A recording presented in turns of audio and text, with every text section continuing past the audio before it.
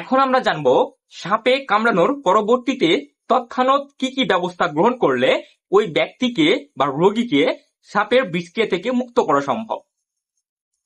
প্রথমেই আমাদের সবচেয়ে গুরুত্বপূর্ণ একটা বিষয় মাথায় রাখতে হবে, সেটা হলো রোগীকে যত দ্রুত সম্ভব নিকটস্থ সরকারি হাসপাতালে ভর্তি করানোর ব্যবস্থা করতে হবে এবং অ্যান্টিভেনম দেওয়ার মাধ্যমে রোগীকে বিষক্রিয়া থেকে মুক্ত করতে হবে। আমাদের মাথায় রাখতে হবে অ্যান্টিভেনম দেওয়া ছাড়া কোনোভাবেই রোগীকে বিষক্রিয়া থেকে মুক্ত করা সম্ভব নয়। 2, কোনোভাবেই আতঙ্কিত হওয়া যাবে না।